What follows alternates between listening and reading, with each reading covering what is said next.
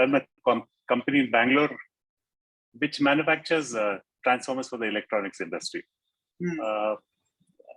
Over the years, I've been in this business for about close to 30 years now. And over the years, the last 15 years, I have gone through a lot of training programs for developing the personality, developing the organization, improving teamwork. I found that this was one course where this gave the closest to what you can call a toolbox for improving your leadership. I could see I've done this. I finished the course about 2 weeks ago now, 3 weeks ago now, and in that time, I'm actually seeing changes in the way I'm interacting with my team. I think I'm creating more space for leadership to emerge in the team. That's what I see, which is why I've also invited 3 of my senior colleagues to this event today. Sanjay, Manohar, and Gajanan. They're all here. I hope they get the same value that I got. That's it. Great.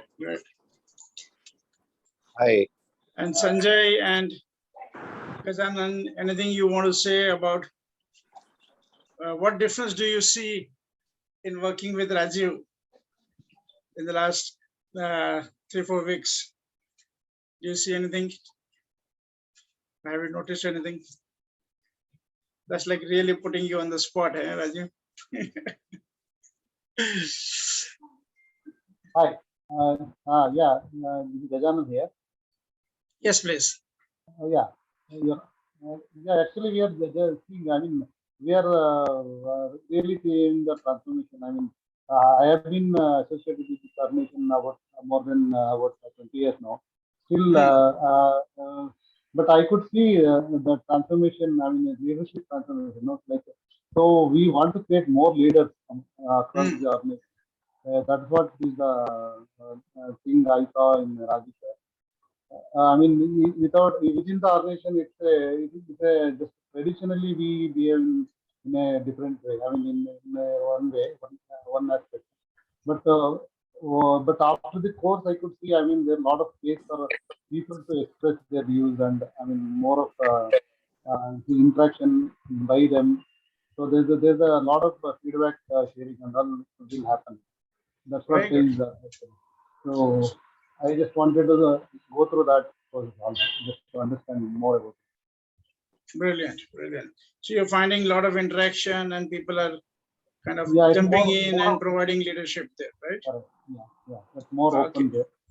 Very good. Great. Thank you very much. And Suresh, you want to introduce your guest? Yeah. My name is Suresh. My guest name is Mr. Karnakaran. First of all, introduce myself. I'm Bangalore only. I'm running Tours and Travels and Money Exchanger also. So, and then part of my social work is one foundation I'm working on here now, We the Leaders Foundation. Just 2 minutes conversation only. I'll share to you everyone. Here, what is a participant our 27, I think today. So each one, everything we want a leadership. Our home, our office, and anywhere we want to leadership. So I was working in 2 years in a foundation. I was running in 15 years in company. So last 3 months, lot of changes for us. What friends? First before my mindset, I don't know language. My study is only SSLC in Tamil medium. So thanks to Manoj and Raj, so broken my wall, and so language is language is nothing. So each one, everyone language is learning easily. So main matter is first of all, concentration and deep observing.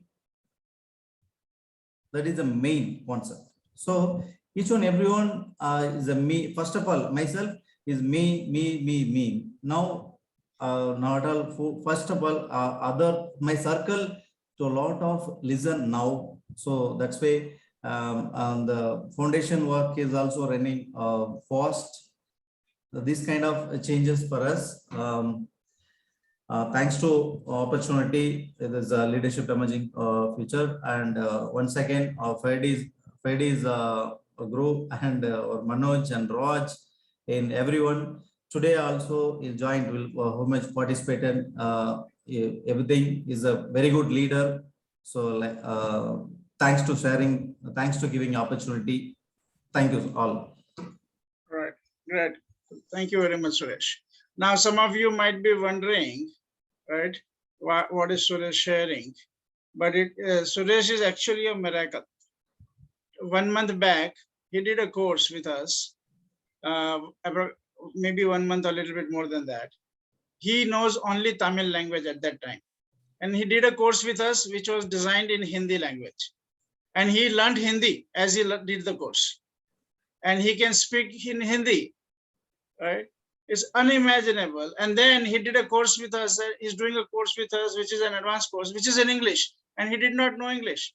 And he learned English. And I know his English is broken and may not be as great as some of you. But for him to learn 2 languages in a span of 2 months and be able to even talk at the level that he's talking and get the conversation fully, right, is phenomenal. And the way he has taken on expanding his the organization that he's working with, he said, We the Leaders Foundation, the kind of leadership he's providing, right, is very inspiring. One more thing I just would like you to know, everybody, is he is right now working with one of our friends to introduce our workshop in Tamil language. So he's setting up, he's enrolling people that, okay, you should participate in this course. And if you don't know English, don't worry. He's enrolled us and we are making an arrangement for translation. And we are going to have a workshop organized in Tamil just out of his commitment. Right? So that's a unique kind of leadership that Suresh has demonstrated. It's like something even we didn't expect. So Suresh, great job. Thank you very much. And thanks for inviting your friend Karunakaran here. Karunakaran, welcome. Karunakaran பேசுங்க, உங்களுக்கு என்ன language வருமோ பேசுங்க, open பண்ணுங்க, just open பண்ணுங்க, பேசுங்க, introduce பண்ணிடுங்க. Open பண்ணிட்டேன். Okay, great. சரிங்க சார். என்னோட பேர் கருணாகரன் சார். இந்த ப்ரோகிராமுக்கு என்ன இன்வைட் பண்ணதுக்கு ஹிந்தி வருமா? வராதுங்க. Kannada. Okay, Karunakaran, you can listen right now. Yeah? Okay, sir. Great. Thank you very much. Thank you. Thank you, sir. Yeah. Thank you, sir. Okay, great. So now let's look at, Abhishek, you want to introduce yourself and your team? Yes. Thanks. I think I'd invited 2-3 people, but I think it's only Vikas has come, Vikas Khiani. Vikas Khiani is here. I can see him. That's right. Yeah, that's right. Yeah. And basically, I know I'm working with Vikas and a few other people, and I thought, that basically Vikas is a young guy, dynamic guy. And so I'm in financial services, just like the gentleman from Bangalore, Mr. Patel, who had introduced. We do the same work in solvency resolution along with Vikas, right? And I just feel that Vikas is, getting so many deals, but I keep on saying no to him. So am I listening from the past, and saying no to him? And is he getting, demotivated because of that? Or is he, so that's why I wanted him to be there, part of this process, so that it's a recap for me as well. And maybe if he does the training, I know it'll be good for him. He's a great guy and he's got a great future ahead. So the sooner someone does this, I think it's great. So that's why I invited Vikas. I had invited a very senior person with whom Vikas works as Mr. Anil, but I think he's not joined, but he may be joining later. But yeah, just wanted to give that perspective. I did this course 2-3 years back and I've been following it intermittently. And I think Manoj would second that. But yeah, so hopefully I think this is a great course. I think if people follow it religiously, I think they can make a tremendous difference to the world, just like Manoj and Ferdy and Vivek are doing. Thank you. Welcome, Abhishek. And Abhishek is IIM graduate. Which IIM, Abhi? I'm Calcutta. Calcutta, right? And yeah, as he mentioned, he is in the finance industry. So minting money for himself while also saying that he's helping other people minting money, right? Okay. Thank you great. for your confidence. Thank you. Yeah. Okay, so so this whole game is based on our workshop, which is called Leadership from the Emerging Future. And we want to look at, what do you know about the emerging future?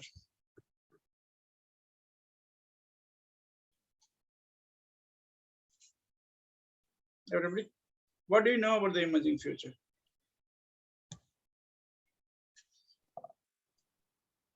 I would say I would know nothing. I think I'm still trying to understand what it is. Right.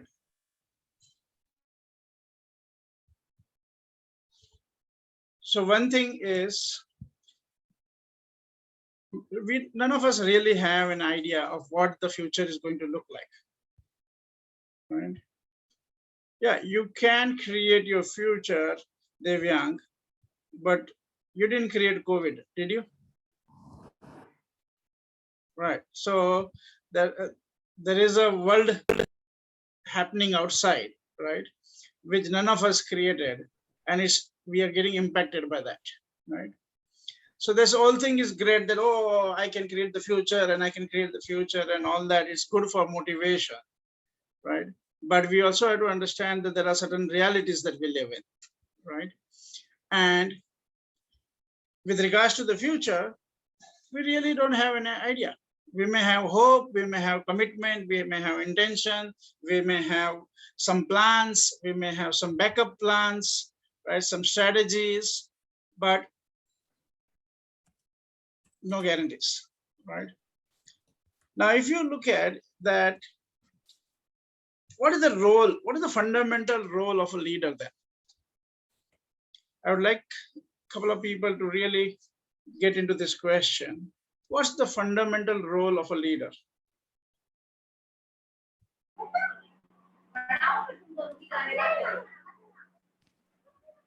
Yeah, Manoj. Yeah. To Divyan? provide, the role of leader is mainly to create another leaders. And what is the role of that leader?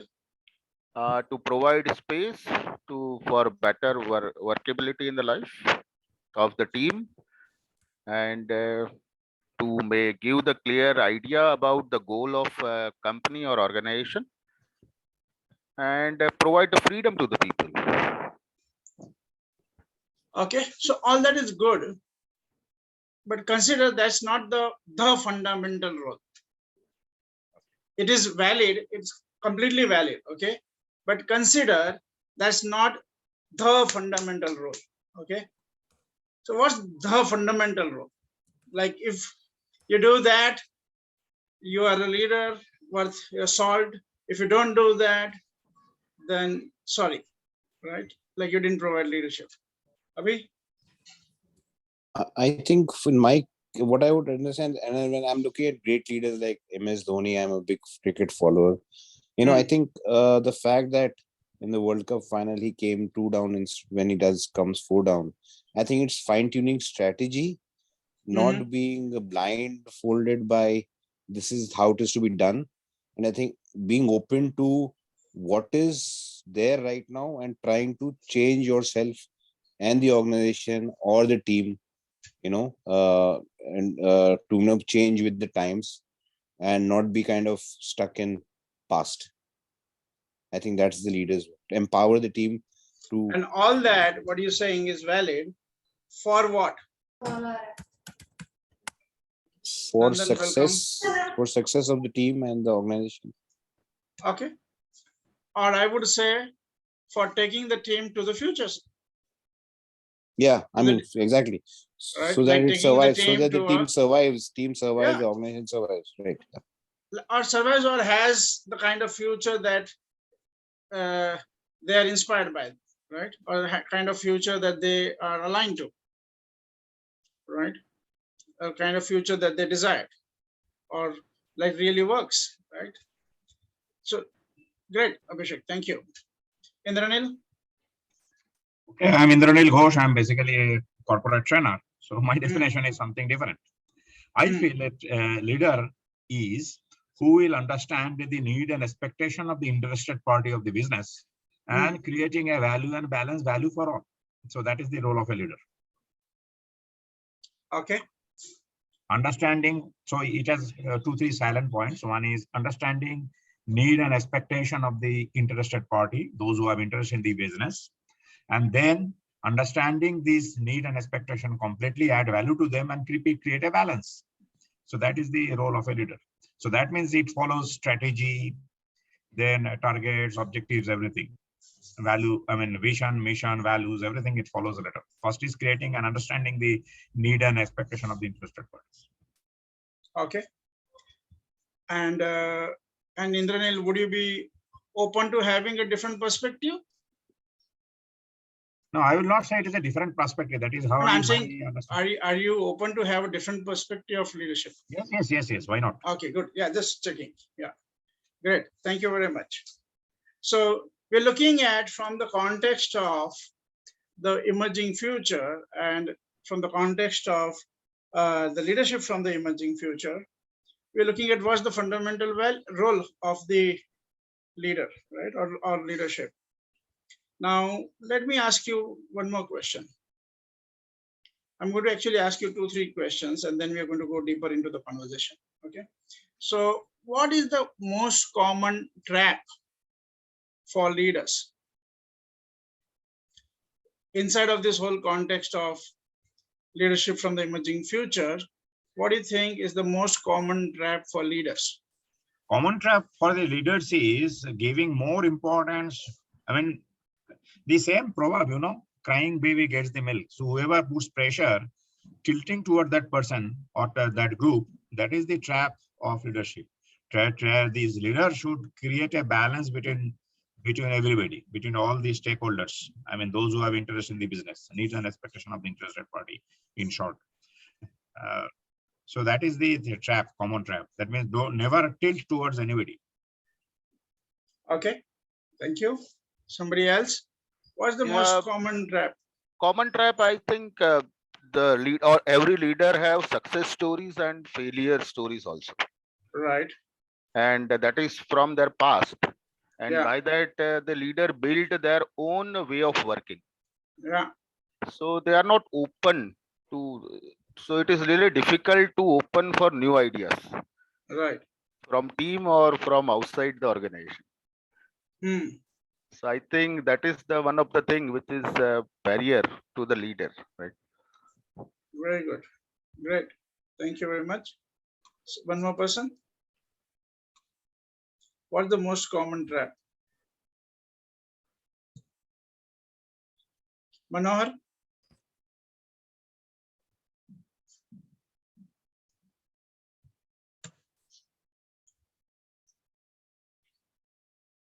Did you raise your hand, Manohar? If you're speaking, you're on mute. Okay, any one more person? What's the most common trap?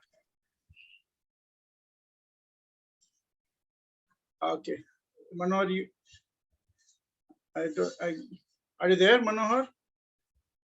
Your hand is up, but I can't hear you.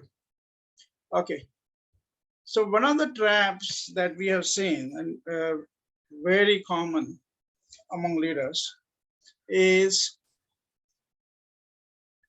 I know. Okay.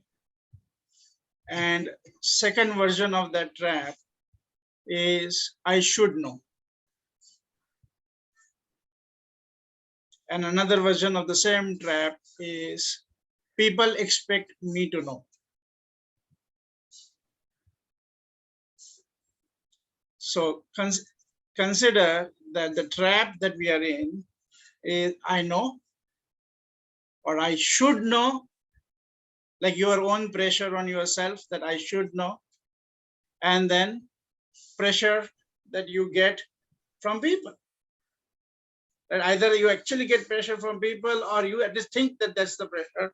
But I think it's both sides is I am expected to know. Know what? So I know what? I know like the reality.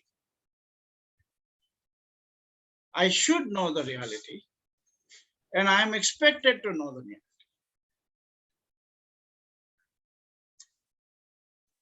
So how many of you can see that if you are a leader, right, people around you expect that you know the reality?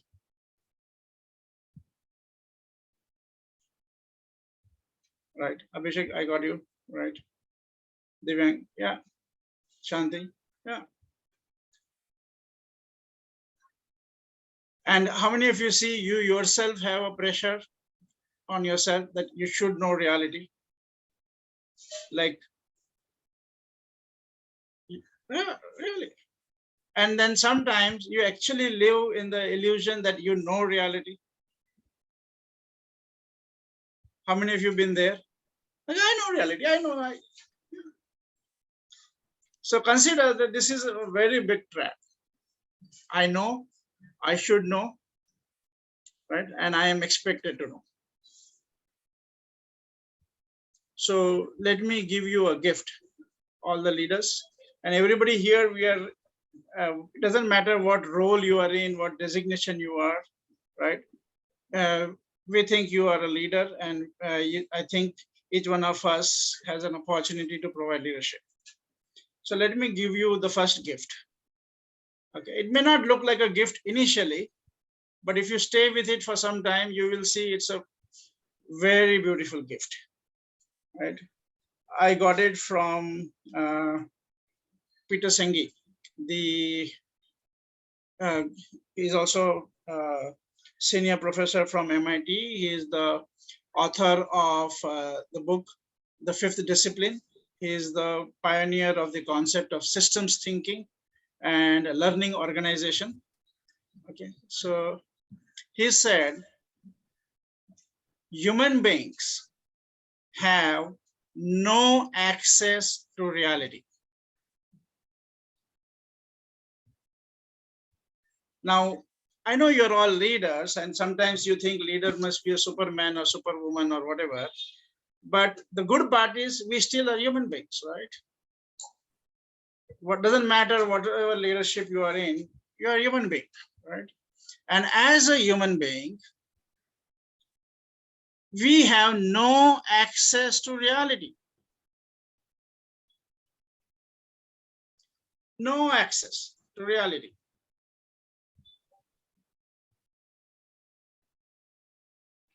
So that's the first gift, right? So it may not look like a gift for initially for some of you, but very soon it will look like a gift. It will be a gift, right? Abhishek, you have your hand up. You want to say something or ask something? Yes, I do. In fact, maybe I don't know whether it's the right time, but I think this is a thing that expected to know, it becomes very important. And I think we've got an HR professional as well who had discussed something. I think at least at senior levels in large corporates, it's difficult to admit that you don't know, because you don't know how it will be taken by the juniors and how it will be secreted within the organization. Yeah. And so I'll give a live example, and Vikas is on the call. We were working in the same organization till 2 months back, and I was suggesting some ideas which made the junior people think that I didn't know the insolvency bankruptcy process, which I knew very well. But effectively, I was asking ideas out of the box, and I was just trying to bring these principles to the U principles, on how we could execute a deal, which was very difficult, right? But the way it reached to the CEO of the organization was that I don't know the process, and then how can I be a director in the company? I mean, I should be, maybe taking an exam to know the process, effectively, and passing an exam to do that. So how do you kind of address that concern of fear? That's my kind of question. Okay, I got your question, and I got the concern. Let's see. We'll kind of most probably respond in some time during today's session itself. Yeah, but not immediately, right? But we will do that. So let's have everybody deal with this, respond to it. So what's your response? What's your reaction? How does it land for you when you hear that you as a human being and all of us as a human being, we have no access to reality? Now, by the way, I'm not saying there is no reality. I am saying we have no access to reality. So somebody wants to interact. This is what happens when your videos are off, right? We can't interact. So if you can get your videos on, we can interact. So Vikas, Pradeep, Shanti, Nandan, can you get your videos on? Indranath, can you get your video on? Where is Indranath? Yes, sir. My video. Yeah, great. So, sir, what do you mean by reality? What do you mean? I don't understand the question. You say we don't know reality as a leader. We don't have access to reality. Yes. Access to reality. Yes. What do you mean by access to reality? So what I mean by that is whatever reality we see it through our world of opinions and judgments, right? So we are never dealing with reality. We are only dealing with our opinions and judgment. But we forget that. So we start behaving and living as if we are dealing with reality. And this pressure is on all human beings. This trap is for all human beings, but it becomes more for leaders. Because as a leader, you have these three things. I know, I should know, and people expect me to know. And if you start looking at leadership the way your leadership style, you will see how much of speaking and behaving is given as if you know reality. Indranath, are you getting what I'm saying? Yes, sir. What do you do, Indranath? I'm not doing anything right now. I'm learning new things. Okay, great. Welcome. Okay, let's hear from others. What are you getting in this conversation? What questions you have, right? Concerns? Yeah, Manoj. So what I get till now is that how I create reality that is with my opinion and my perception only, right? Yeah, not So create. You don't create. Yeah, you in a way you can say you create your personal illusionary reality. yeah, right? it's an illusion. It is from my experience and my perception. Right. Perfect. Right. Yeah, Yes. I got. And then you speak with your team. And I speak and I expect the team to accept that this is the reality. Yes. Right. And then you have two problems. If they accept that, that's also a problem. Okay. Right. And if they don't accept it, then also it's a problem. Yeah. They accept, then there will be limit to their perception also. I'm imposing my views on them. Yeah. And if they don't admit or don't accept that, then it is difficult for me to take their opinions, right? Yeah. If they don't accept your reality, you will have an argument and fight. Yeah, argument. Correct. And the environment will become difficult. And if they accept your reality, then you and they and your whole company will become mediocre. Yeah, correct.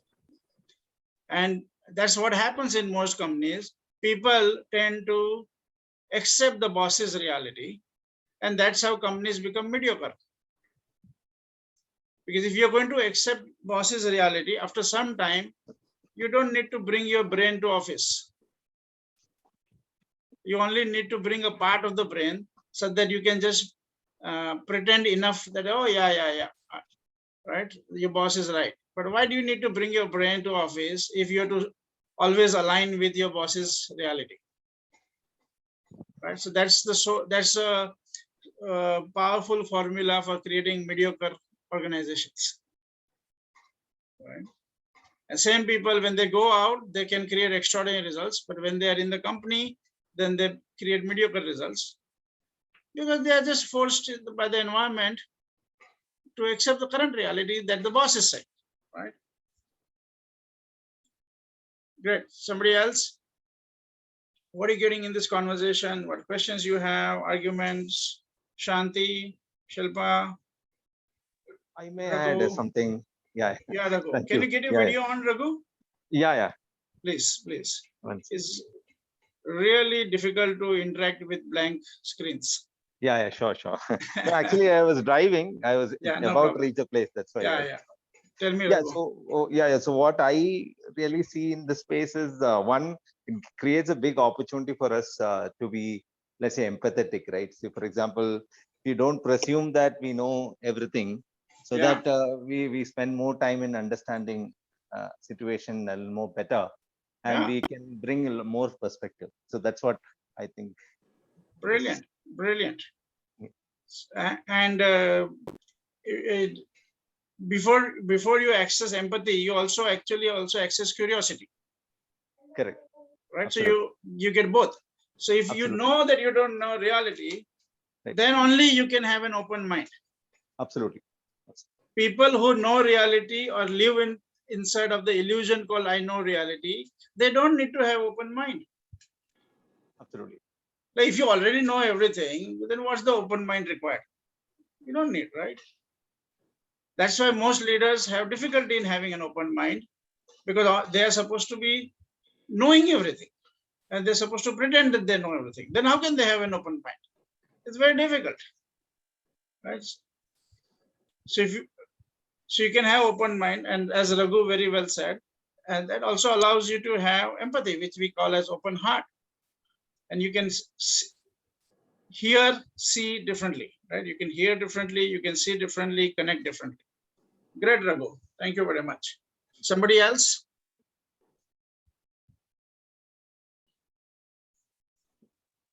Shanti? I just had, Yeah, Abhishek, go ahead. I just had another question.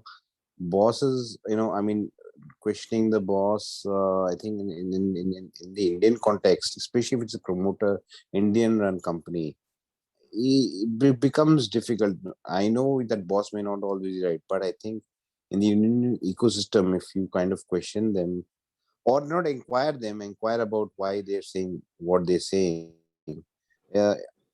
how do you do that? That's where I'm stuck at, and that's led here to what a I'm lot. saying, Abhishek, for you, here what I'm saying is, for you are also in a leadership role, right? Right.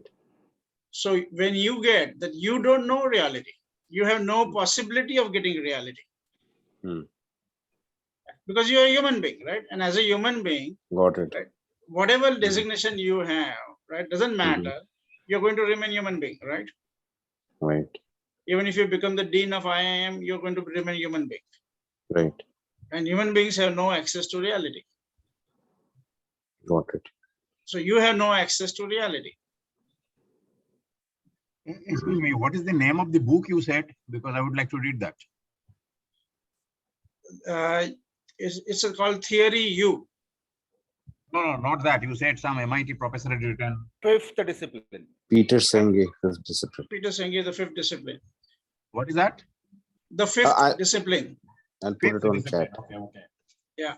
And he has done a lot of work in learning organization. He's the kind of champion of that concept. So yeah, Abhishek, so if you get that you don't know reality, you will never have access to reality. What does that open up for you in your leadership style?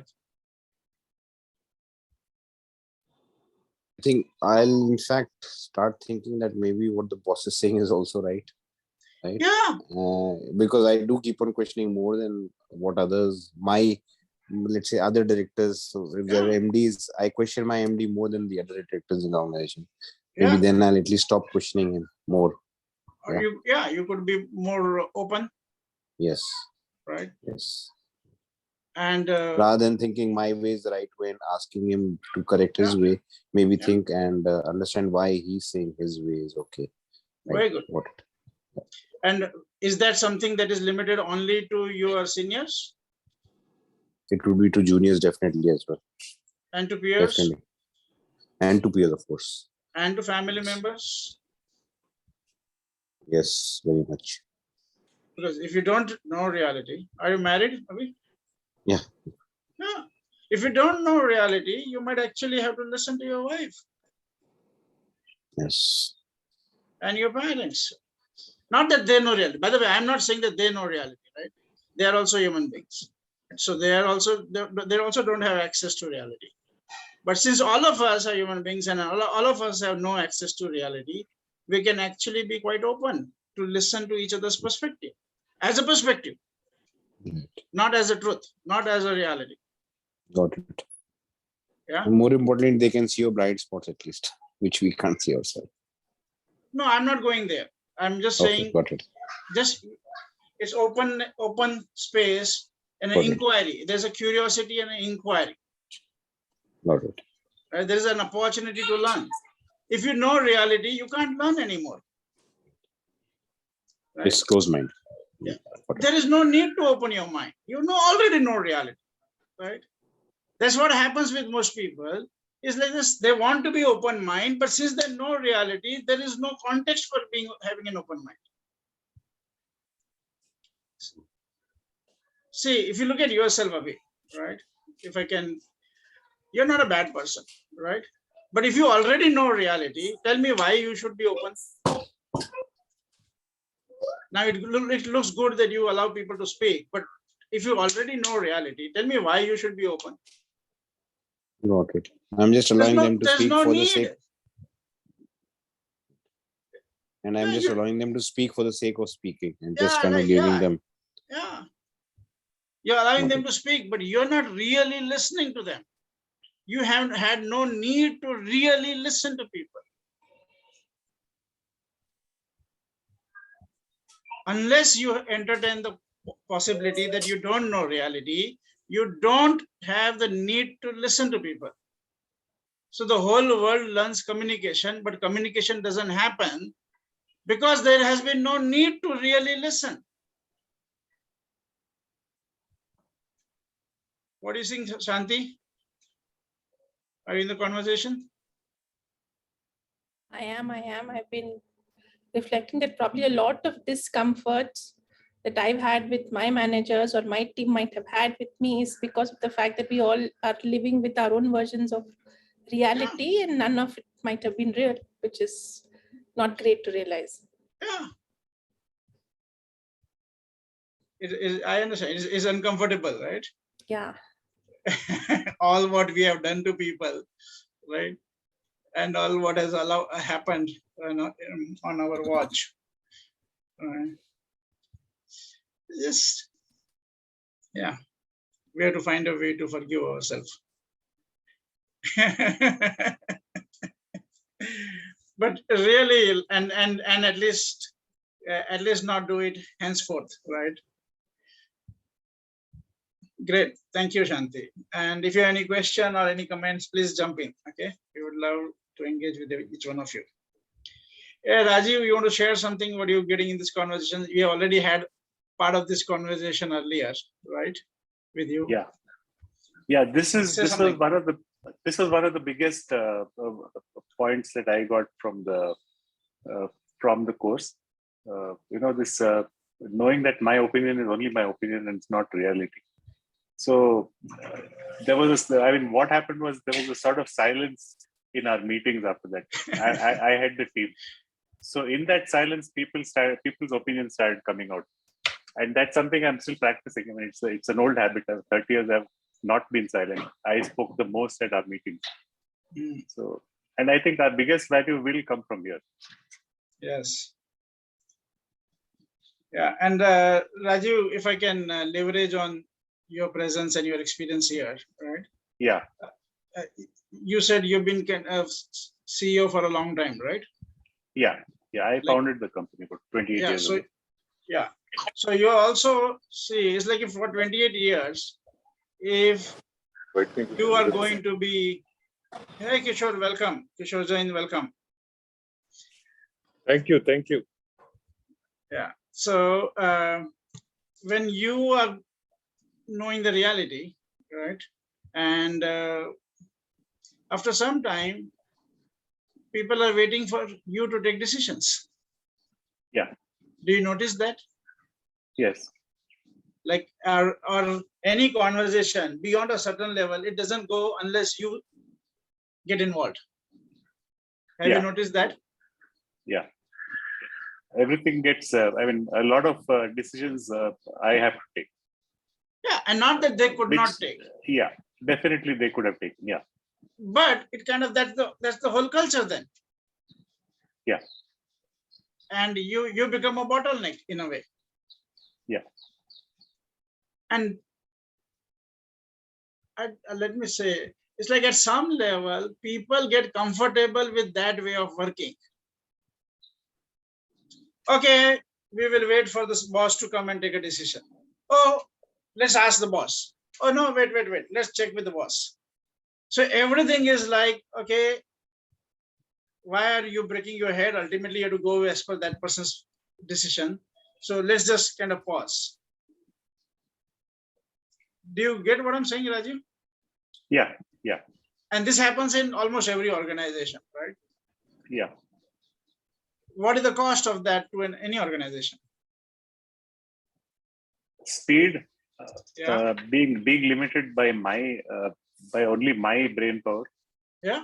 There's 30 other people who can take great decisions, but they are not being given a chance to. Yeah. And they become dumb. Yeah, they're forced to act dumb. Act dumb, yeah. And some people unfortunately may even end up becoming dumb, because if you don't use your brain for a long time, it's difficult to use it, right? 45 minutes back. I don't know what it is. Hey Pratibha, welcome. Yeah. Hi. Good evening. Good evening. Thanks. So there's a loss to the company and loss to the people, right? And the whole possibility of what could have been possible if you actually had the space for leadership, right, is unimaginable. There is no way we can count it. And this happens in small organization, mid-sized organization, and it happens much more. I think it happens, it has its own multiplying effect when it has hierarchies. The more the hierarchies, more this problem. Yeah, great. Rajiv, thank you. Yeah, Indranil, right now, don't download the book. You can do that afterwards. Right now, be here. That might be, right? You can download the book after 2 minutes, after the session, right?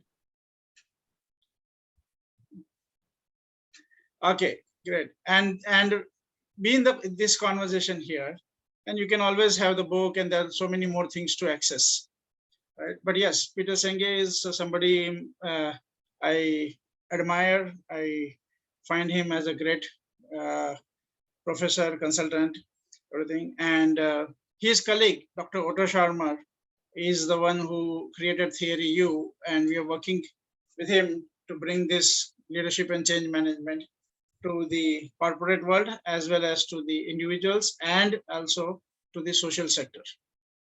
Right? And we have been working on this for the last 7 years, and we have been in the field of individual and organizational transformation for the last almost 30 years. Okay, great. So this is the question for everybody now. If you don't know reality, and if there is no access to reality, what would you do? How would you behave differently in your company? Gajanan, you want to take a shot?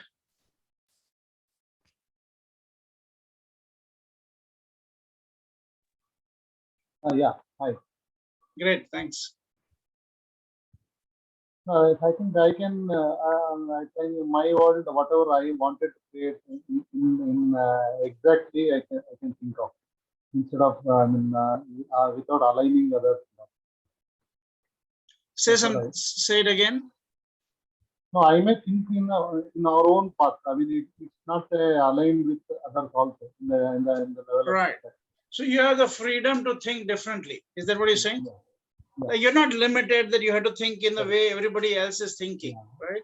It's open-minded thinking. I mean, Yeah, it's you not can in- explore different dimensions. Yeah. Right? Is that the direction that you're going, Gajanan?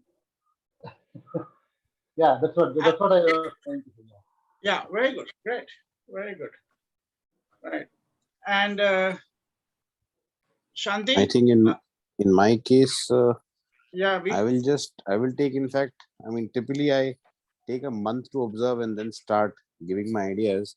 But I think after this conversation, I'll at least take 1 year to understand the organization before I, just to understand the organization before I start thinking of, thinking what is my reality is right. Try to understand what is the reality of the other people and their perceptions before I try to push my agenda or my thoughts or my strategy. Yeah. What if you never pushed your thought? What if you never pushed your strategy?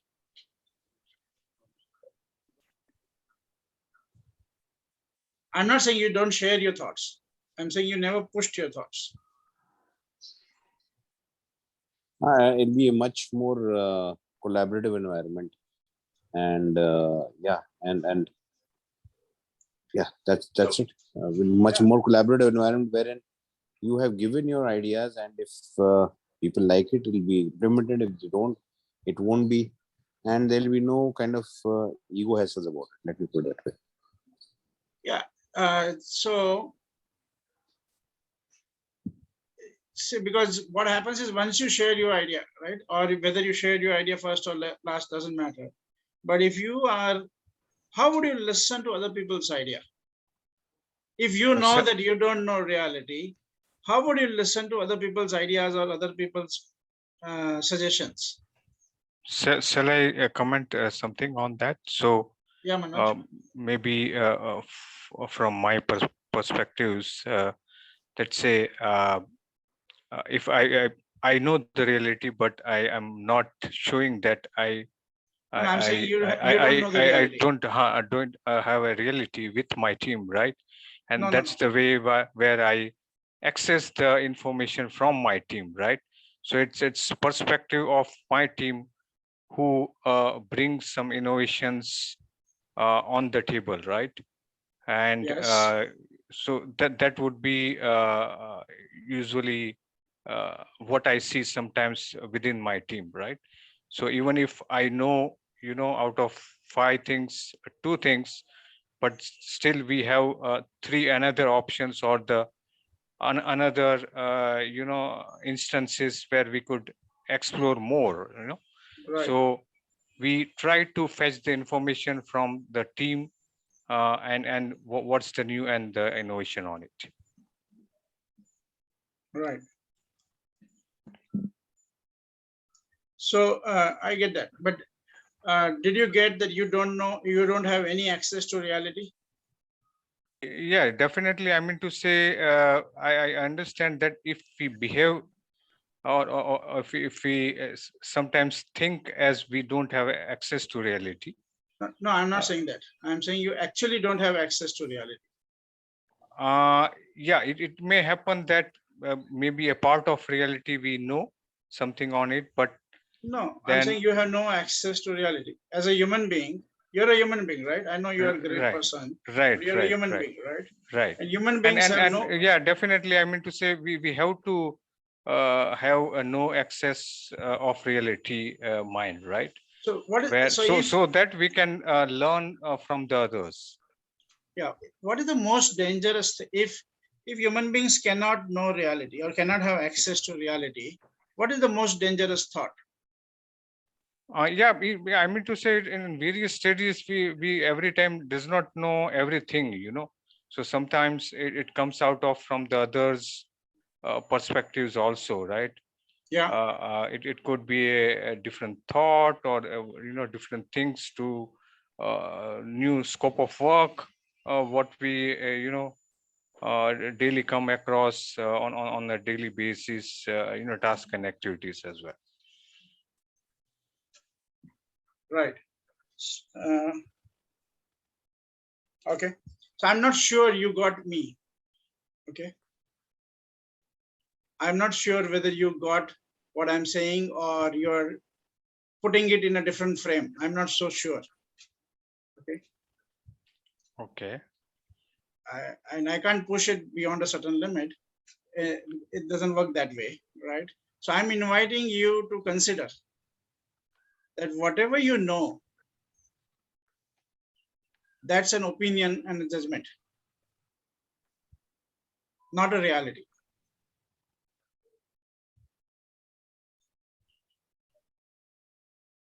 And whatever anybody knows, whatever I know is my opinion and judgment.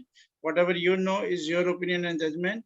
And whatever anybody anywhere on the planet knows is their opinion and judgment.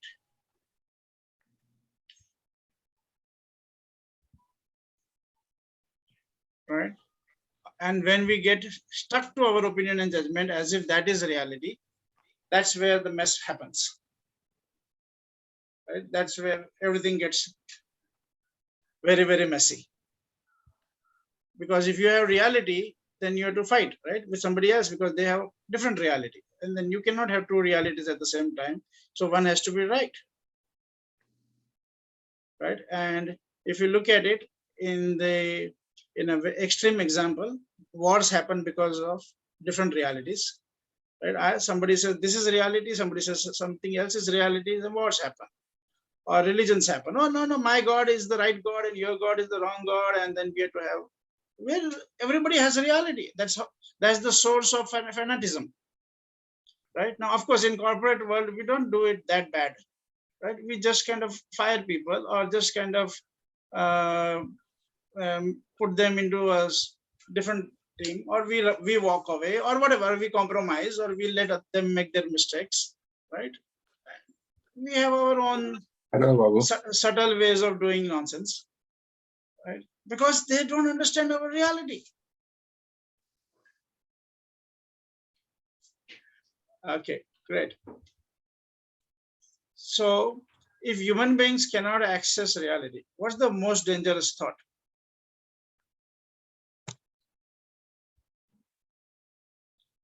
Sanjay, anything for you?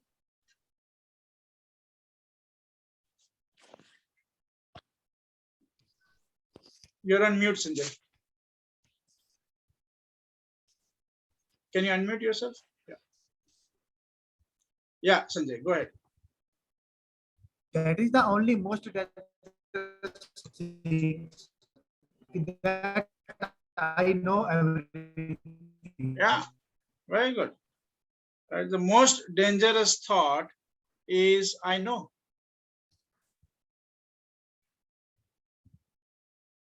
That is the only dangerous thing. Yeah. Whereas, hey, Rosen Kambata, welcome. Thank you, sir. Thank you. Good to see you after a long time. Yeah, same here, sir. Thank you. Welcome. Actually, sorry, I joined in late, so I'm trying to catch up. Yeah, we are just dealing with one simple point here. Is as human beings, and all leaders are also human beings, even though sometimes they don't like that, right? They want to be superhumans and whatever, all Superman, Spider-Man, and all the men and women put together, right? But we are still human beings, and as human beings, we have no access to reality. Correct. So we're looking at, as leaders, we have a trap called I know, or I should know, or I am expected to know. Okay. Right? Yep. Most leaders find themselves having to deal with these three traps. They're the same trap from three different angles. Right? I know, or I should know. It's bad if I don't know. Right? I should know. and people expect me to know. Correct. And that trap makes life miserable for leaders as well as for the people they lead. Correct. And we are saying, I'm using Peter Senge's quote, and human beings have no access to reality. Correct. Okay. And if you as a leader realize that you have no access to reality, you never will, not only you don't have, you never will. Okay. How would that change the way you work? Interesting. Challenging. Or maybe even liberating. If initially it will look challenging, but actually my commitment is very soon in this conversation itself, you actually find it liberating. Acha. Okay. Maybe. And yeah, One has to because realize, I believe. yeah, so you are in a leadership position, right? Yeah. So tell me, if you didn't know reality, what could you do then? If I did know reality, I think that can go for informed decisions. Yeah. So you would search for information before taking decision, right? Yeah, informed decisions. If the realities are there, reality gets a lot of data points. So those data points can help in taking informed decisions. Yes. And at all the time, you would be aware of what? Things happening in reality, in real space. No, things that, currently I have this data, and based on this data, I am making this interpretation, right? Or me and my team have currently this data, and out of this data, there could be 10 interpretations. Correct. We are making currently this interpretation, and based on this interpretation, we are currently making this decision. Correct. And it's all fluid. Can you? It's all fluid. Yeah, it's fluid. Okay. Right. Yeah. So you get confidence. See, when you get to know things and think that this is the reality, and on that reality you are taking your decision. So you get also the confidence that okay, now things you have done something. Your decision is practical, logical, doable, and that will give you confidence. That's what my take is. Yeah, I'm trying to take away the confidence. then that's going to be a problem. Then decisions are always done. It's like a speculation. Because confidence is where the disasters happen. Acha. Okay. Consider when you're confident, you're not that alert. Not really, but I think then that I would rather call that speculation or gambling if it doesn't have to convert into confidence. How about you take a decision knowing that you are taking a decision right, based on an interpretation? Okay. That would and then that would leave you okay, like be alert, right? Like okay, right now we are doing this as an experiment, right? And let's see how it goes. So you're in a learning mode. Correct. Okay. So you want to emphasize that one should not be after taking any decision, one should always maybe be alert or be consciously aware that this decision can go wrong, and so this will help you not to be overconfident. This is what I believe. What you're trying to convey. That's one of the fallouts of that, right? But of course, starting with the question, the really is to entertain this thought that as a human being, if I realize that I don't have access to reality, I have only access to my opinion and judgment. Okay. How can that make us a better leader? Okay. So just reflect on it and just jump in as we continue the conversation. Okay. Yeah. Please. Okay. Yeah. So I just try to give you a kind of a I got the point. Recap till where we are right now. Thank you. Nice of you. Thanks a lot. Great. Sanjay Sachdeva, welcome.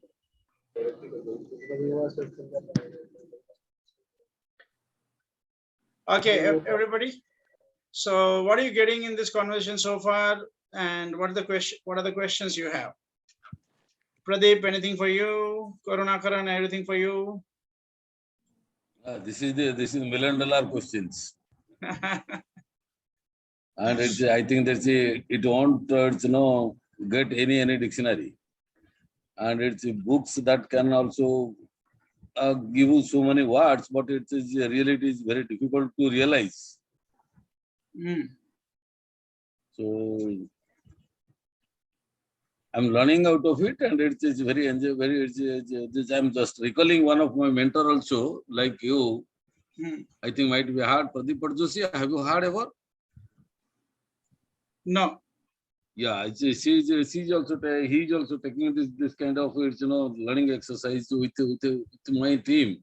I work with the NGO, and it's sometimes we called him for just bringing my team to a reality mode, so that it's any gaps and anything, how to make them into track. So it's just I was recalling this is a good discussion. By default, I joined it here. Right. Welcome. I'm enjoying a lot, and it's very educative. Okay, great. Thank you very much. Okay, let's have other people jump in. Vikas, Lakshmi, Nandan Pradhan, anything for you? Okay, Kishore Jain, you want to put your video on? Anand, welcome. Let's hear from some people. What are you getting? Nick from Malaysia. You want to jump in? Yeah, what are you getting in this conversation so far? What questions you have, or what are you understanding?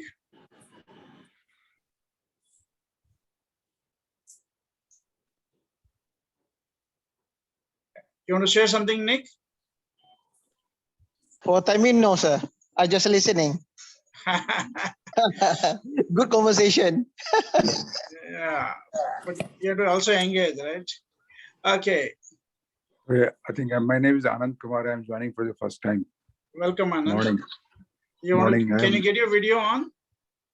Yeah, I think I can get. It's not very good face to see that, but I will do that. It's always better than a blank screen, right? Yeah. So I'm based in London, and it's morning time, and first time I'm joining this conversation, August conversation, learning conversation. So it's what, around 12 o'clock for you? It is 12:40 p.m. Okay, Yes. Yeah. So what are you getting in this conversation, and what questions you have? No, questions I don't know. I mean, questions I will not be able to ask because today only I have joined. Yeah. Basically, I'm also, I will try to find about the different nuances of leadership, how they succeed, how they fail, those. And you are talking about reality. I mean, reality, don't you think that reality is a very abstract because the lady who was speaking before me, I think she was that the informed decisions based on your knowledge, on whatever you have been taught and where you have gone, makes you to take a decision which is most appropriate for your organization or for yourself also. Right. So reality, I don't know. Reality is I think it's very philosophical that we're talking about it.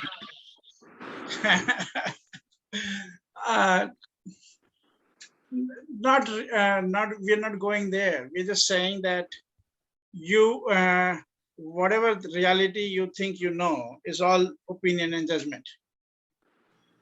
Yeah, opinion, of course, because human beings are brought up in a situation, in an environment, and they have been also taught to think like that. It is my view, and those leaders who go away from this, probably, I think they do well, no doubt, as you say.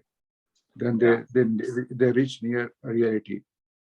So this is what we're not even trying to reach reality. What we are trying to, we are trying to be aware of the reality, or aware of that we don't have access to reality. We will always have access to interpretations, right? We always have access to opinions and judgments, And at any given time, anybody is always always dealing with some opinion and judgment, right? The only thing is correct. we don't think it is opinion and judgment. We think it's reality. No, that is not reality. You are right. The judgment, you being judgmental and being opinionated, I don't think that is reality. If you are ready to listen to your voice or anybody's voice and views, then probably that may lead to some reality. But if you are only talking about yourself and your opinion and your judgment, which is based on your education, your upbringing, then it will lead to fiasco. I mean, I will say, if not fiasco, it will not lead to anybody to a place where he would like to be there. So I don't think so that you are right. I think if you are opinionated and if you are judgmental. Yeah, Anand, I'm saying as human beings, all human beings are always opinionated. Not always. See, not always. I will say. Just stay with me for a minute, okay? Consider there are two kinds of opinions. One is you are aware that you have an opinion, and other is you think you are dealing with reality. But both are opinions. Yeah, it is there. It may be there. Yes, you're right. And the whole trap that we get into is somehow we want to know reality, right? And somehow we want to get grip on reality, and we want to say that we are dealing with reality, right? But we are not accepting the challenge that we have, right? And the challenge is that all of us, each one of us, we are only in the world of opinion and judgment. So we can have opinions and judgments, we can have some data points, and as a team we discuss, and even as a team we will have some opinion and judgment, and there's nothing wrong with that. You can live your life with your opinion and judgment, make decisions, all that is fine. The trouble happens when you start dealing with them as reality. Yeah, that is the you are right. That is the most sort of a glaring mistake on the part of leaders. I must admit and must share with you and everybody who is listening to that. If you only talk about, or your judgment is based on the informations and the tilted information, tilted views, then absolutely you are not dealing with the reality. You are dealing with something which is very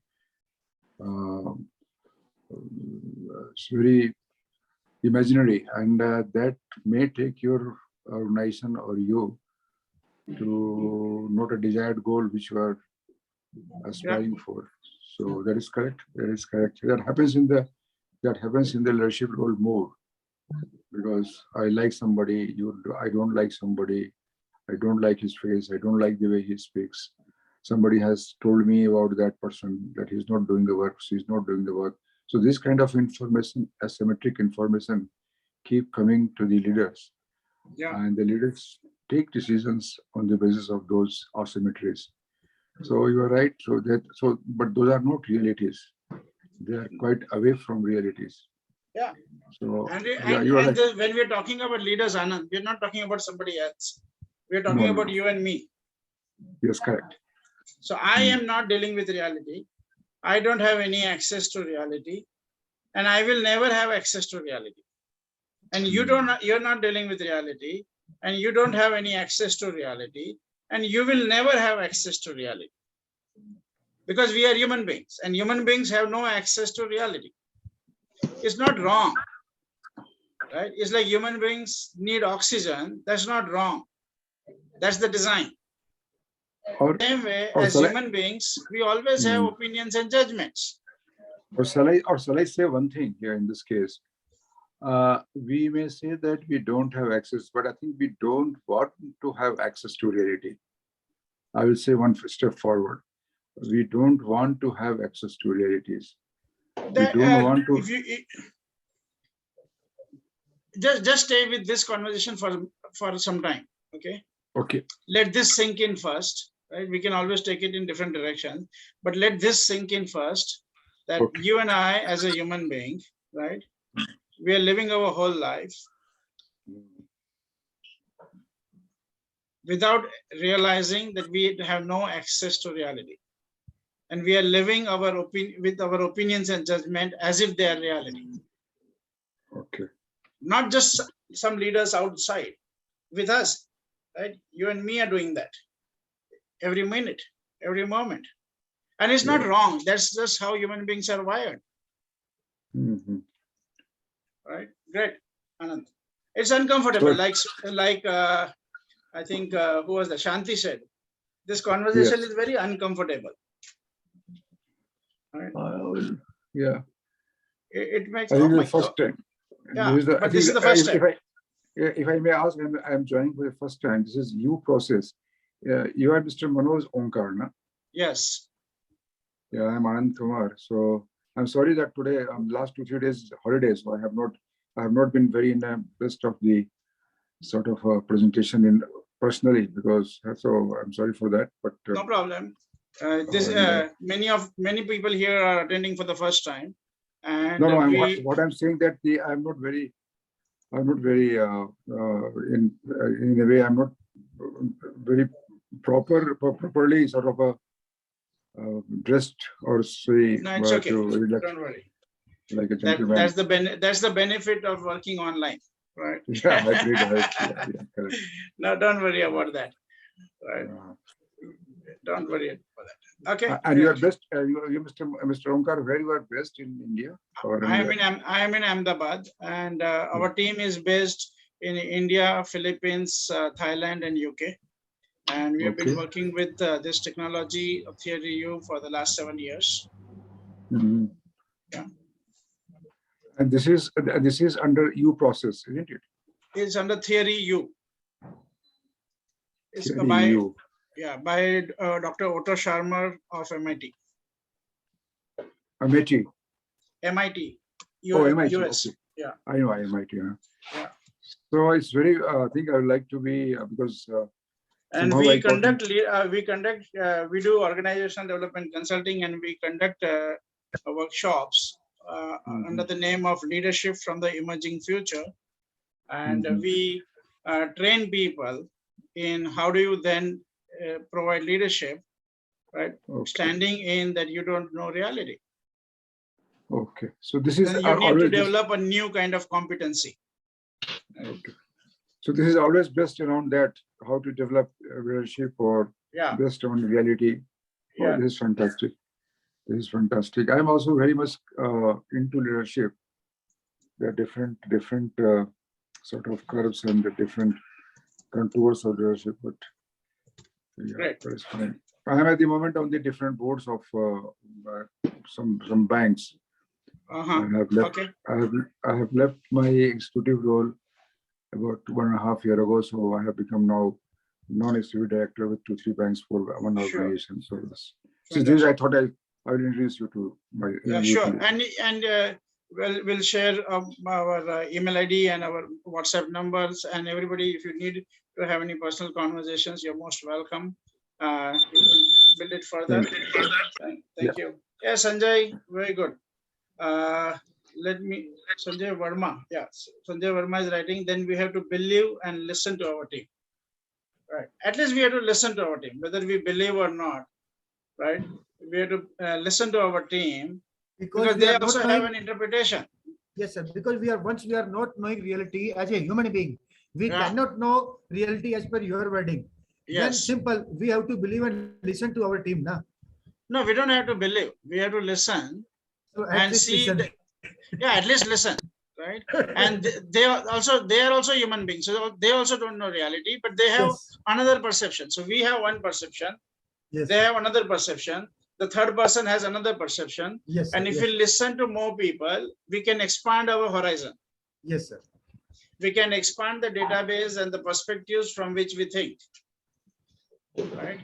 Yes, so my definition of open mind is, first is, are you willing to question what is there in your mind? Because if you are addicted to what is already there in your mind, then you cannot have an open mind. Yes, sir. right? So you have to get de-addicted to what is there in your mind. Yes. Then so that's the first part of open mind. Second part is, can you entertain multiple and even contradictory views of the same issue at the same time? Right? So when you can, so an open mind is where you can entertain multiple views of the same issue and even seemingly contradictory views. Because they're all interpretation, they're all opinions, they're all judgments. None of them is reality. But when you entertain that, then you expand your horizon. And that's how you expand. And that's why we said you can actually upgrade your leadership potential or quotient just by this first insight. I am a human being and I have no access to reality. And my team are also human beings and they have no access to reality. We are all just living with worlds of opinions and judgment. Now, when you listen to more people, more perspectives, you just expand your horizon.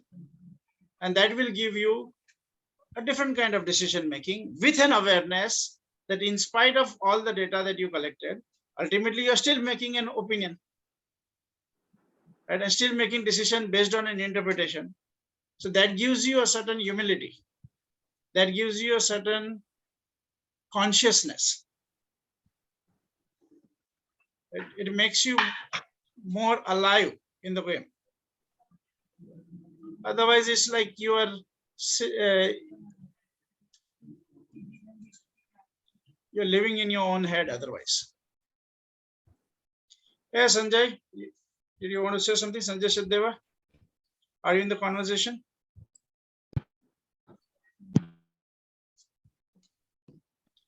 I joined in between, so not much of a background about it, so I'll not be able to give too much of things to share today. Yeah, okay. We're just saying you are a human being in spite of being a leader, and human beings have no access to reality. Yeah, it's a point here. Very clarity is there that you can't. If we as a human being only can do as per our own judgments. Yeah. Whatever is coming on our radar screen, we'll speak that way. We can't speak on realities or what is. But yes, we have a thought process. We have a thought process. We look forward to that. This can be a reality, because if we will be in a vague state of mind, then it will not work. We will have to believe that this is going to be a reality, and that how much is the percentage to reach in the reality is the point to be. And with an experience, you will be learned that in some part of time, in a due course of time, you will be understanding, yes, I was 50% correct, now 70, now 80. And yes, up to 90%, you can reach up to the reality that, yeah, this is what's all happening. Sanjay, I'm saying that that's the most dangerous thought process. Okay. Consider, see, if you look at so many successful people and so many extraordinarily successful companies have gone out of business, right? And there were people smarter than you and me in those companies also, right? Yeah, I agree on that. Agree on that. So what kills us is our addiction to our reality. But what is that percentage? What is that percentage? I am saying if you are close to zero, you will be smarter. Yes, okay. If you're close to 100, you are about to die. Okay. If and there's no center point? I'm saying smart people want to go towards zero. Oh. Right. Okay. They want to operate from, listen, I have an opinion and others have an opinion, and we are all dealing with opinions, and we are going to take some decisions because we have to take some decisions, but they are based on some data and some opinions, and we have to. It's always like that. Like as Ruzen was saying, it's like gambling. Yeah, we are always gambling. Let's not pretend that we are not. Right? We're always taking risk. We're always going with some interpretations. We have to, right? But at least we be aware. That's what we are doing. No, my point is here, dear. Why in the COVID times the leadership failed? If So the what's your reality answer? was- What's your answer to the that? reality was- if the reality was not coming forward, or we said Everybody that, is dealing with just opinions and judgment. So consider all the leaders and all human beings, they're always dealing with opinions and judgments. Either they are aware that they're dealing with opinion and judgment, or they are fooling themselves that no, I'm dealing with reality. Okay. So you have two kinds of opinion. One opinion walking around as opinion. Another opinion which is walking around as reality. Which one you want? I presume opinion will be much better. Right. So I agree on that. yeah, so we all of us have only this choice. Either either you can have an opinion which walks around as an opinion, or you have an opinion which walks around as reality. Yeah, I agree. That's the only choice we have. And I'm saying it is what do you call it? As a leader, we might find that we can increase the effectiveness of our organization, ourselves, our team, by entertaining opinion as opinion. Because then it allows you to be open to many more opinions. It keeps you active and alert, because everything is all opinion, all data point, all interpretation. No God speaking, right? Otherwise, leaders have to play God. So in one of the leadership workshops that we are doing, we gave them an assignment for 1 week, stop playing God. Whatever you say this is my current opinion. So a very good example. Good example. Yeah, Don't speak anything to your team, right? Like this is the reality. Say, this is my current thought process. This is my current interpretation. This is my current opinion. Stop playing God for 1 week. And you presume that many of the leaders play God? Oh yeah, don't you see? You haven't seen? Yeah, we have seen that. We have seen And that. haven't you and I played God in our own way? Yeah, we should. Haven't you and I spoken as if we are speaking reality? Yeah, I agree. That's the trap all of us are in. And if you look at even in our families, right, we do the same stuff. Right? Like we tell our children things as if we are speaking reality. Yes. While what we are actually saying to them is mostly our opinion and interpretation and judgment. Yes.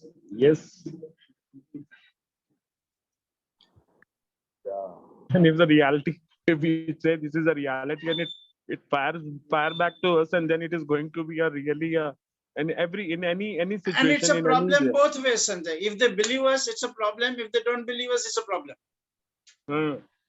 If they believe us, we are making them stupid, right? If they don't believe us, then we are becoming uncomfortable. Because all of us are in the same trap. The leaders or seniors or somebody should know reality. Oh, we are human beings. We are not supposed to know reality. We only have interpretations. It's a freedom. No. The point here is when we talk about realities, or this is our presumptions, or this is our opinion. But some of the realities, when we talk about it, comes from the data we have. Yeah, so you can say, listen, I have this data, and based on this data, this is my interpretation. We don't have to pretend to be God and speak reality. Okay. You say, listen, I have this data, and based on this data, this is my current thought process. Done. Why do we have to play God?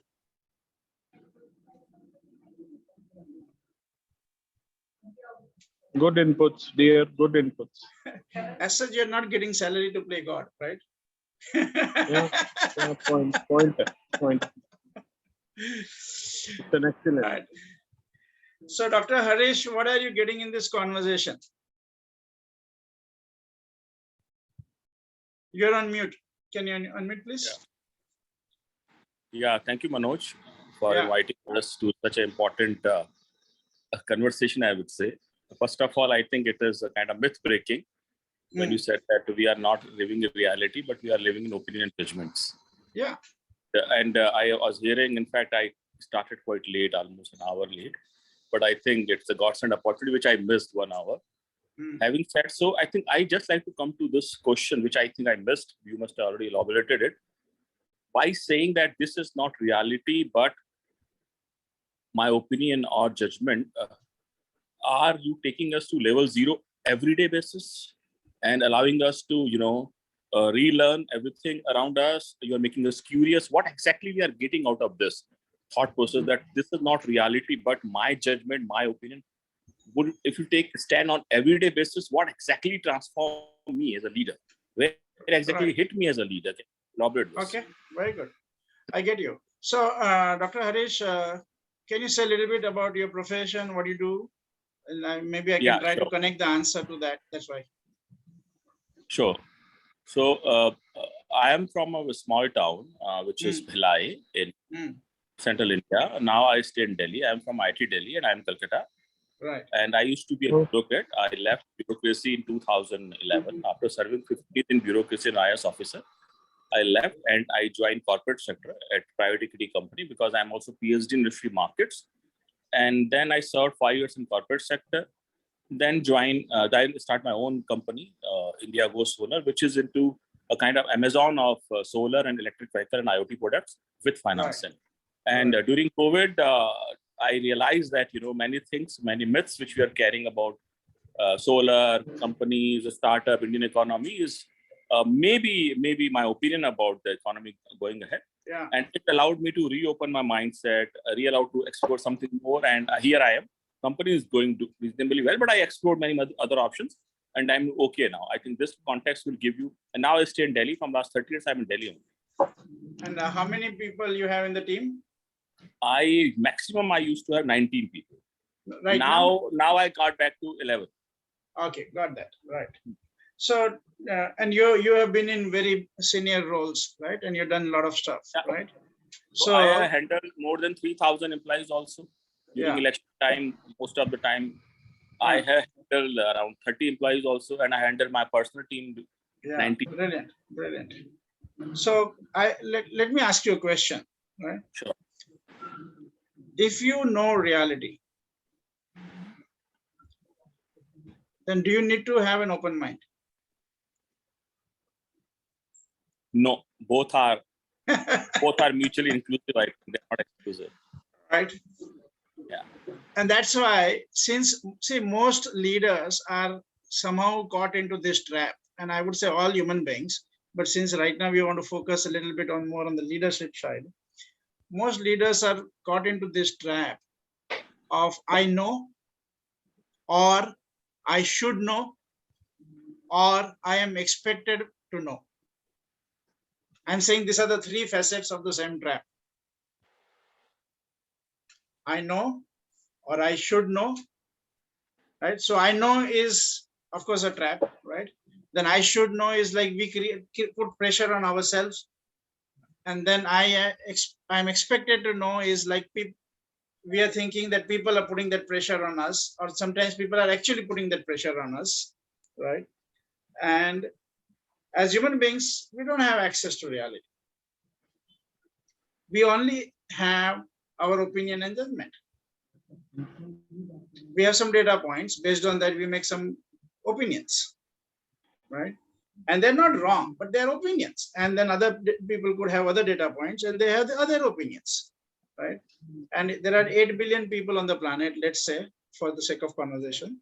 And each one of them has their own data points and their own opinions and own interpretations. And each one of them, or most of them, are living as if they're dealing with reality. And this reality creates a lot of mess. That so-called reality, the addiction to that reality, creates the mess called war. War is a function of those kind of realities. Oh, my reality is right, your reality is wrong. I'm going to throw the bomb at you. Manoj, Or- I have a point to make here, and Yeah. I think this would be for all those people who are trying to build create something unique, which is not foreseen, which is not the reality. I like to give the example of Steve Jobs, of Elon Musk. I mean, 15 years back when Elon was thinking about coming with the electrical car, they were saying that he's living his own opinion. He's living in a distortion field. Apple say Steve Jobs also living the reality is distortion. Even the Mr. Disney, when he was creating Disneyland, people pulled him around.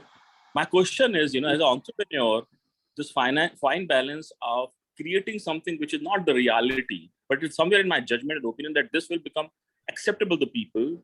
How can we balance this? Because if it will become too much realistic, because every day we get hit by the realities. Reality for me is a shock, because my dream world is my own creation. Where do I stay? And it takes me forward over there.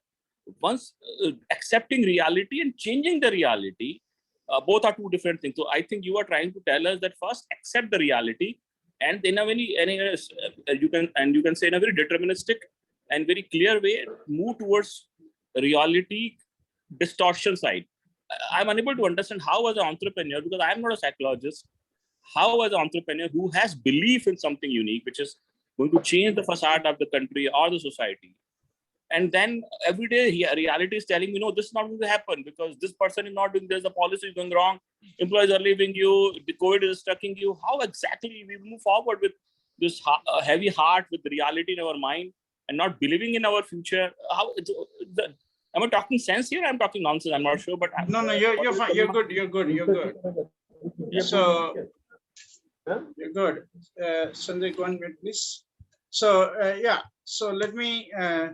I'll give you two sides of the response here. So one is Dr. Harish, what you are saying. If based on my interpretation, you are looking to create some new possibility into reality. Like you're looking at some new reality to be created, right? Let's just assume for the sake of like something in the field of solar, right? Which will make a big difference for the country and economy and people and all that, right? So that's the interpretation I'm going with right now in this conversation. Yeah. Dr. Harish? Yeah, I'm right. Yeah. And then you have some opinions about how to go about it. And you have some opinions about some data points you have, and based on those data points, you have certain perspectives, right? Which are perfectly fine. They're perfectly fine as perspective. They're perfectly fine as in your interpretations, right? When does the mess happen? The mess happens when you start believing that your interpretation is reality instead of an interpretation. Your dream is a dream. Your idea is an idea, and it's powerful as a dream.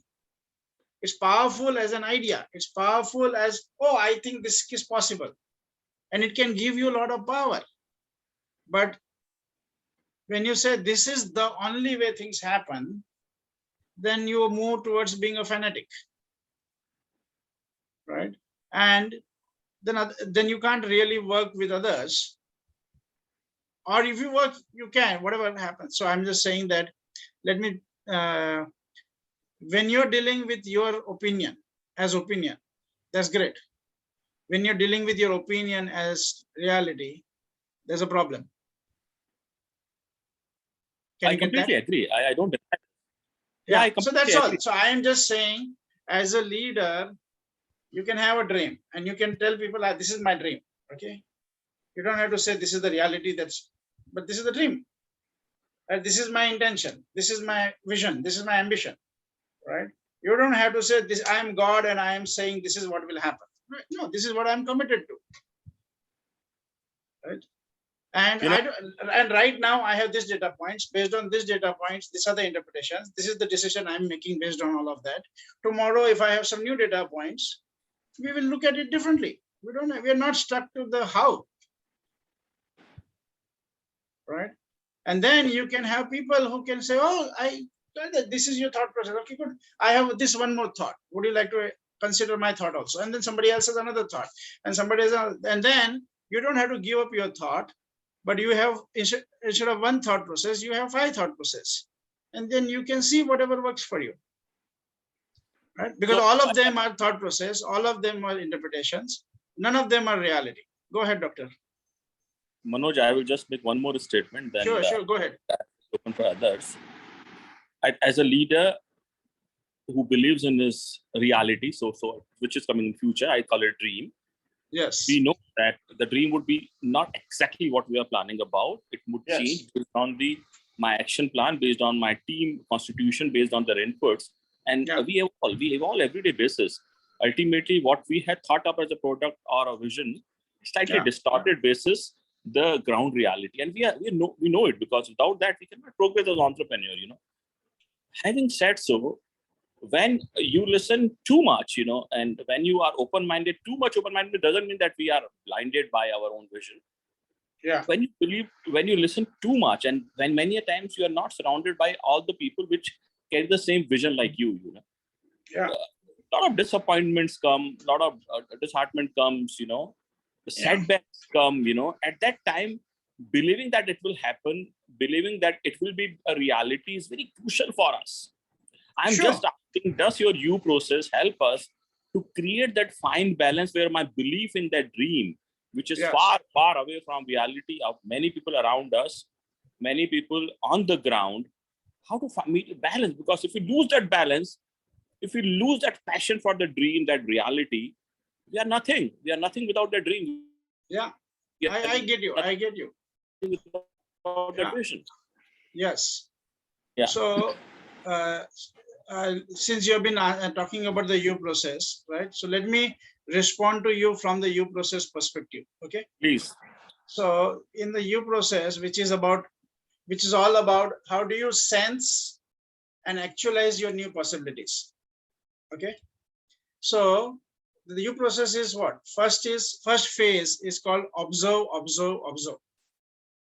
Right? You observe, that is, you develop new competency of what we call as deep listening and sensing. Okay. And you learn to see things in a new way. Another way you can say is all about mastering, transforming perception. Unless you can transform perception, you can't create new reality. Okay. So first is you need to see everything from the world of perception and be able to transform perception, your own perception about things, your perception about people, people's perception about you, your perception about whatever you are up to, people's perception of what you are up to. So there's a whole game of transforming perception, right? That's the first step, right? And then the second phase is what we say, transforming self. And third is transforming action, right? For all of this, so when last time I led this session, it is called creating new realities. Okay. And in that the whole point is, first you have to transform perception. Second is you have to transform yourself. And third is you have to transform action. Right. And all of this needs the U process, which is first you have to develop your competency to observe differently. Right? See differently, hear differently, sense differently. Then you have to retreat and reflect and connect to your inner self, connect to your inner knowing. Okay. And then the third phase is called act in an instant, which is where you do the rapid prototyping. Okay. So let me just share the slide for you, because I don't think everybody can see it on the back of my head. Right. Can you see? You're not able to see the screen, right? Oh, okay. Yes, sir. Not able to see. Yeah, 1 second. Okay. It's going to take some time, but can you see me right now? Yes, sir. Okay. I think now it has started coming. Yeah. Okay. Okay. Yeah. So.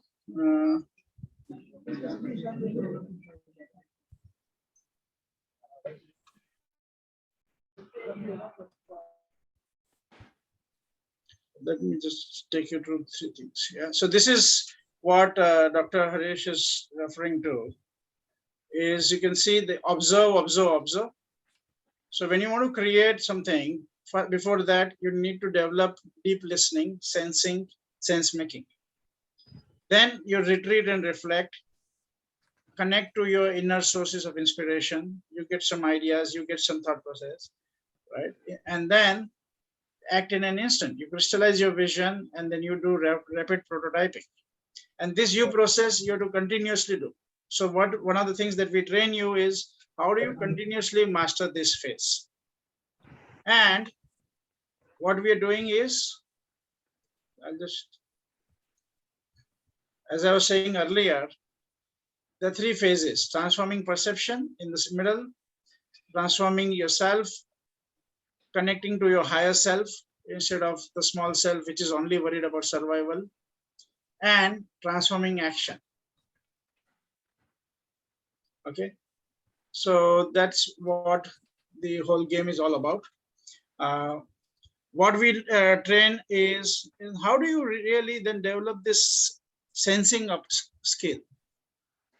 Because you want to create a new reality, you need to develop first new sensing skill, not just the casual listening, but you need to develop deep listening and sensing, right?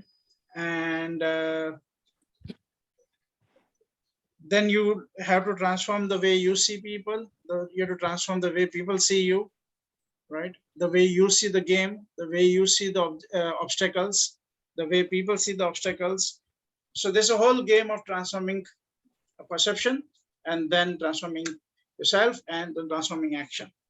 Now, we don't have much time to go deeper into this, but I just wanted you to have a new relationship with your thought process, with your opinions. And Manoj, I would add just one thing.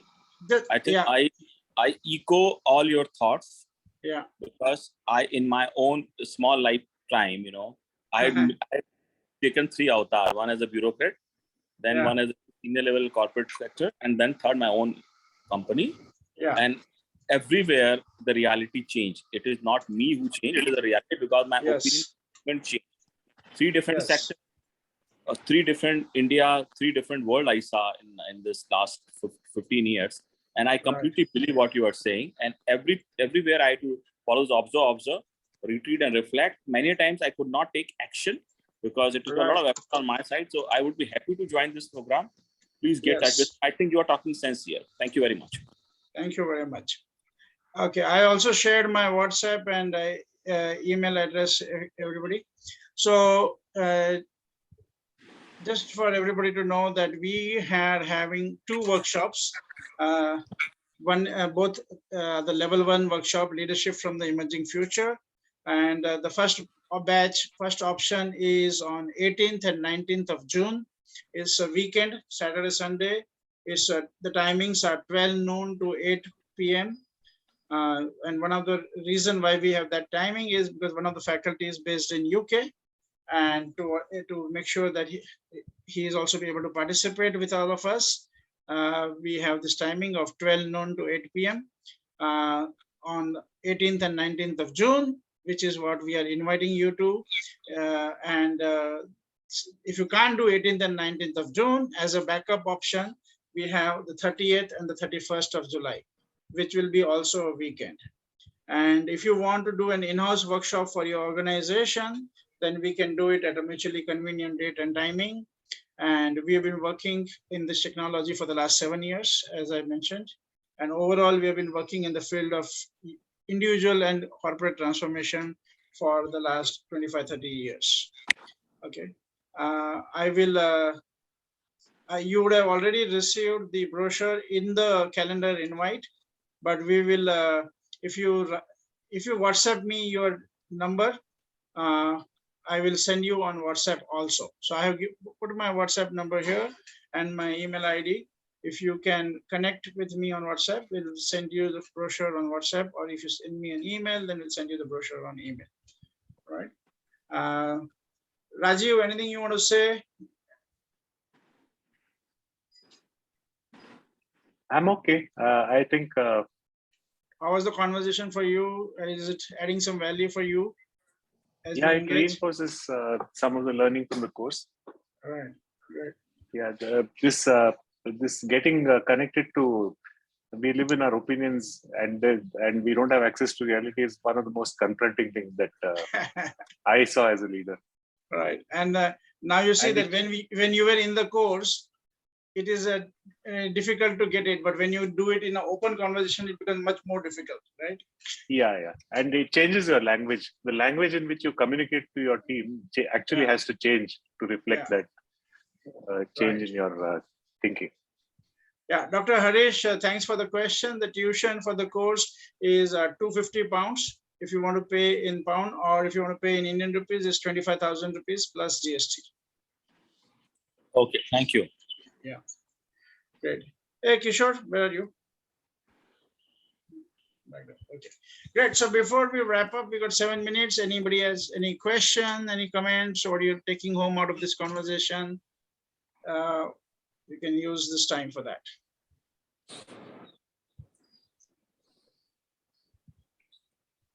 Manoj, I have a question. Harish this side. Yes, Harish. I think everyone believes, including you now, that COVID has changed everything. The new normal is not the old normal. Yeah. How exactly this new process will help us to come to terms with this new reality or new normal and help us to be a better avatar of us? I mean, do you think that part will also be covered? Yeah, so see, where we will connect to is the first question that we will ask you when you register is, what's your most important objective? Okay, because everything is connected with what's your most important objective. And based on that, you want to look, when you connect to your objective, then you look at, okay, what's required to fulfill on that objective, right? And what are the obstacles inside of that, right? Are you getting what I'm saying? Yeah, I'm getting. Yeah. So we don't want to deal with it in a generic way. We want to deal with it from looking at what is the objective that you have, right? What's your objective, and then build the conversation with you inside of that. Right? Yeah, great. Thank you very much. So we want to make sure that people are learning and applying in the real life situation that they're dealing with. Okay. Yeah. Great. Thank you very much. Thank you. Okay. Gajanan and Shinday, any questions? Thank you, sir. Thank you. I hope you enjoyed the session. Yes, sir. Yes, sir. Okay, great. Ruzan, anything for you?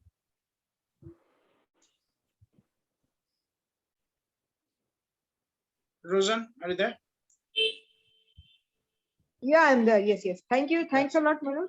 Just got an overview of the whole thing, and thank you very much. And see you soon someday. Okay. Sure. Bye. Yeah, great. Thank you very much. Okay, everybody. Thank you very much for your participation. And you can reach out to me on the numbers and the email ID that I've shared. We appreciate you being here. Thank you very much. Take care. Thank you. Thank you. Thank you. Sir. Thank you. Bye, sir. Bye. Thank you, Mr. sir. Manoj. Thank